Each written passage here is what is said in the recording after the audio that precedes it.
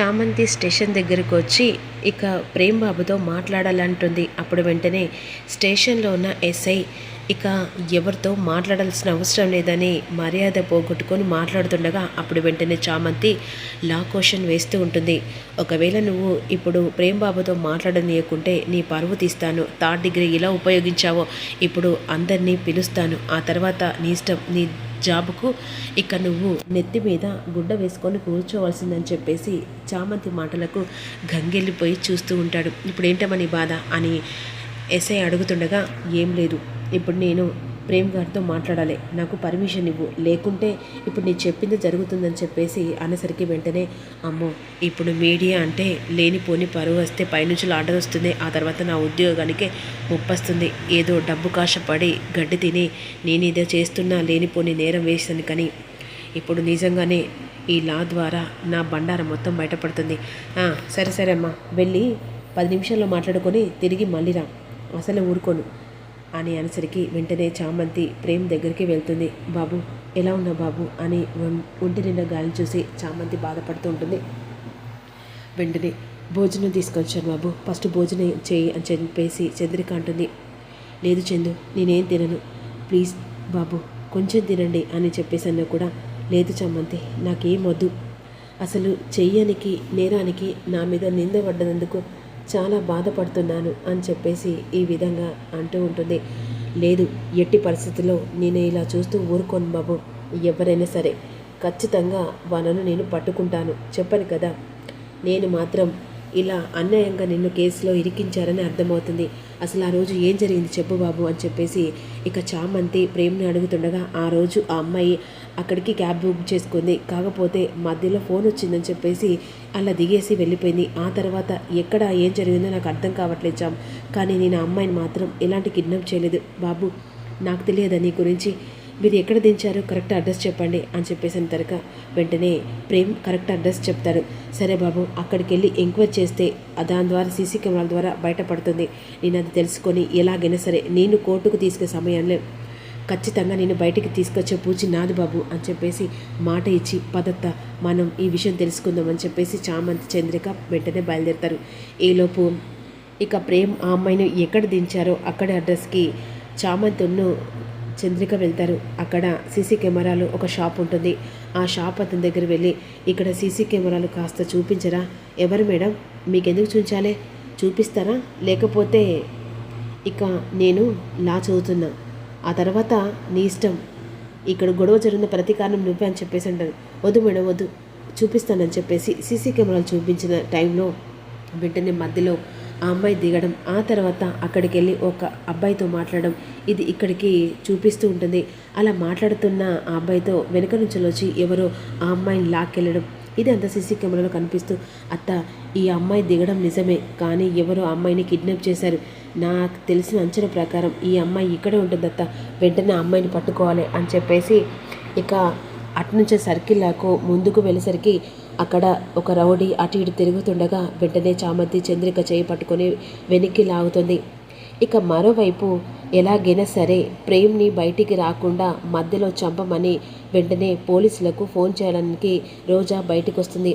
బయటికి వచ్చి చెప్పండి మేడం, ఏం లేదు, నువ్వు నాకు హెల్ప్ చేస్తే నీకు కావాల్సిన అమౌంట్ నీ చేతిలో పెడతాను. వద్దు మేడం, ఇప్పటికే చాలా ప్రెషర్ అవుతుంది, మళ్ళీ ఏదైనా ప్రాబ్లం అయితే నా జాబుకే ఇక తలనొప్పి వస్తుంది మేడం, ప్లీజ్ మేడం, నేను అతన్ని అరెస్ట్ చేసే పెద్ద తప్పు చేశాను అనుకుంటున్నానని కాల్ కట్ చేస్తాడు. ఇక వెంటనే రోజా గుణకు ఫోన్ చేస్తుంది. గుణ ఎక్కడున్నావు, చెప్పండి, ఇక్కడ ఉన్నా రోజా గారు. ఏం లేదు గుణ, ఇప్పుడు ఖచ్చితంగా ప్రేమ్ని చంపాలంటే మనకు ఒకటే దారి, కోర్టుకు తీసుకొచ్చే సమయంలో ప్రేమ్ని ఇక మధ్యలో దొరకపట్టి అక్కడ చంపేస్తే అయిపోతుంది కదా అని చెప్పేసి రోజా గుణకు చెప్తూ ఉంటుంది. అవును రోజా, నువ్వు చెప్పింది పక్కగా ప్లాన్ ఉంది, ఈ అమ్మాయిని పట్టుకున్నట్టుంది, వెంటనే ఇక ప్రేమ్ని శాశ్వతంగా దూరం పంపించాలంటే చామంతి మెల్లో నేను 3 మూలు వేయాల్సిందే కదా అనంతత, అయితే ఇప్పుడు కోర్టుకు వెళ్ళే సమయం దారి చూసుకొని వెంటనే ఇక ప్రేమ్ను అక్కడికక్కడ చంపేయి అని చెప్పేసిన తర్వాత సరే అని చెప్పేసి కాల్ కట్ చేస్తాడు.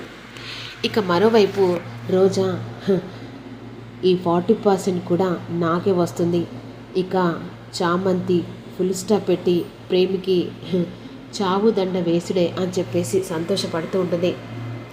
మరోవైపు కోర్టుకు తీసుకెళ్ళడానికి వెంటనే కోర్టు టైం అవుతుంది పద అని చెప్పేసి ప్రేమ్ని బయటికి తీసుకొని వస్తారు. ప్రేమ్ చాలా థర్డ్ డిగ్రీ ఉపయోగించడంతో ఒళ్ళంతా గాయాలతో ఉంటుంది. అదే సమయం చూసుకున్న ఇక అరై దీన్ని ఎటు పోకుండా కాపాడండిరా, ఈ బాతు తప్పించుకొని పోతే మనకు దొరికే ఛాన్స్ కూడా పోతుందిరా, సరే అన్న దీన్ని మేము కాపాడుతాం, నువ్వు వెళ్ళిరా అన్నని చెప్పేసి గుణ అక్కడి నుంచి వెళ్ళి కోర్టు రూట్కి బయలుదేరుతాడు. ఈలోపు పోలీసులు కూడా ఇక వెంటనే ప్రేమ తీసుకొని కోర్టుకి బయలుదేరుతూ ఉంటారు. కోర్టుకు బయలుదేరిన విషయం గుణకు ఇక రోజు చెప్తుంది. అదే అదనంగా చూసుకొని వెంటనే కోర్టుకు బయలుదేరుతూ ఉంటాడు గుణ. ఇక చామంతి ఆ రౌడీలా ఇక ప్లేస్ చూసుకొని వెంటనే కర్రలు పట్టుకొని అటు చంద్రిక ఇటు చామంతి అమ్మవారి ఆగ్రహంలాగా ఇద్దరు కలిసి వచ్చి లోపల రౌడీల తాట తీసి ఆ అమ్మాయిని కాపాడి వెంటనే బయటికి తీసుకొస్తూ ఉంటారు. ఇంకో రౌడీ వస్తుండగా వెంటనే మంటతో కోపంతో చామంతి వాడిని తల పగల కొడుతుంది. రౌడీలు ఇటోకులు అటోకులు పడి వెంటనే పద అని చెప్పేసి ఆ అమ్మాయిని తీసుకొని నేరుగా స్టేషన్ దగ్గరికి వస్తారు. స్టేషన్కి వచ్చేసరికి అదే సమయాన్ని ప్రేమ్ ఎక్కించుకొని ఇక వెళ్తున్న సమయంలో ఆగండి అని చెప్పేసి ఇక వెంటనే ఆ కారు కడ్డుపోతుంది చామంతి. కారులో నుంచలి ఇక ఎస్ఐ ఏంటమ్మా ఏంటి నీ బాధ మళ్ళేంటి అని అంటుండగా మీకు అంత శ్రమ ఇవ్వడానికి రాలేదు ఎస్ఐ గారు, ఎందుకంటే నిజాన్ని బయట పెట్టడానికే నేను మాయమైన ఆ అమ్మాయిని తీసుకొచ్చాను. మీరు కోర్టుకెళ్ళి అంత శ్రమపడి అతనికి శిక్ష చేయాల్సిన అవసరం లేదు, మీకు టైం కూడా వేస్ట్ అనేసరికి ఒక్కసారిగా ఉలిక్కి పడతాడు. ఏంటి ఏం మాట్లాడుతున్నామై, ఒక్కసారి మీ స్టేషన్కి రండి అని చెప్పేసి లోపలికి తీసుకెళ్ళేసరికి ఇక ప్రేమ్ బాబు మాయం చేసిన అమ్మాయి స్టేషన్లో ఉంటుంది. ఆ అమ్మాయి చూసి ఒక్కసారిగా ఎస్ఐ షాక్ అయిపోతాడు. ఇదేంటి ఈ అమ్మాయి ఇక్కడ ఉన్నాడంటే, ఎందుకంటే ఆ అమ్మాయిని కిడ్నాప్ చేశారు కాబట్టి ప్రేమ్ బాబు మీద మొత్తం ఇదంతా అతనే కిడ్నాప్ చేశారని కావాలని నేరం వేశారు.